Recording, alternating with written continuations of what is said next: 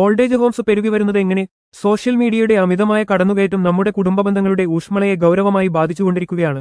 പണ്ടുകാലത്ത് വൈകുന്നേരങ്ങളിൽ വീട്ടുകാർ ഒരുമിച്ചിരുന്ന് വിശേഷങ്ങൾ പങ്കുവച്ചിരുന്ന ഇടങ്ങളിൽ ഇന്ന് ഓരോരുത്തരും സ്വന്തം മൊബൈൽ സ്ക്രീനുകളിലേക്ക് ചുരുങ്ങിയിരിക്കുന്നു.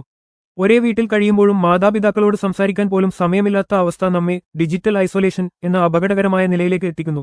സോഷ്യൽ മീഡിയ നൽകുന്ന ലൈക്കുകളും കമന്റുകളും പലപ്പോഴും വ്യക്തികളെ സ്വയം കേന്ദ്രീകൃതമായ ഒരു ലോകത്തിലേക്ക് നയിക്കുന്നു.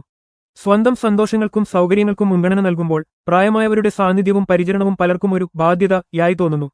ഈ സ്വാർത്ഥമായ സമീപനമാണ് മാതാപിതാക്കളെ സുരക്ഷിതമായി ഒരിടത്ത് ഏൽപ്പിക്കാൻ ആളുകളെ പ്രേരിപ്പിക്കുന്നത്. നേരിട്ടുള്ള ഇടപെടലുകൾ കുറയുമ്പോൾ പരസ്പര സ്നേഹവും സഹാനുഭൂതിയും മങ്ങിപ്പോകുന്നു. മാതാപിതാക്കളുമായുള്ള വൈകാരിക അടുപ്പമില്ലാതാകുമ്പോൾ അവരെ പരിചരിക്കുക എന്നത് ഒരു ഉത്തരവാദിത്തമല്ല, മറിച്ച് ഒരു ഭാരമായി മാറുന്നു. ആ ഭാരം ഇറക്കിവെക്കാനുള്ള എളുപ്പവഴിയായി പലരും ഓൾഡേജ് ഹോമുകളെ കാണുന്നു. ജോലിത്തിരക്കും അണുകുടുംബ വ്യവസ്ഥിതിയും ഇതിന് കൂടുതൽ ആക്കം കൂട്ടുന്നു. പഴയകാലത്തെ കൂട്ടുകുടുംബങ്ങളിൽ പ്രായമായവർക്ക് ലഭിച്ചിരുന്ന സംരക്ഷണവും പരിഗണനയും ഇന്നത്തെ ചെറിയ വീടുകളിൽ പലപ്പോഴും നഷ്ടമാകുന്നു. സാങ്കേതികമായി ലോകത്തിന്റെ ഏത് കോണിലുള്ളവരുമായും ബന്ധപ്പെടാൻ കഴിയുന്ന നമ്മൾ തൊട്ടടുത്തിരിക്കുന്നവരുടെ മനസ്സ് കാണാൻ മറന്നുപോകുന്നു.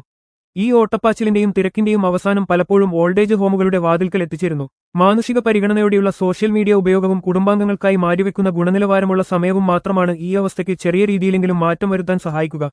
മാതാപിതാക്കളെ സംരക്ഷിക്കുക ഒരു ബാധ്യതയല്ല, അത് നമ്മുടെ സംസ്കാരത്തിന്റെയും മനുഷ്യത്തിന്റെയും അടയാളമാണ്.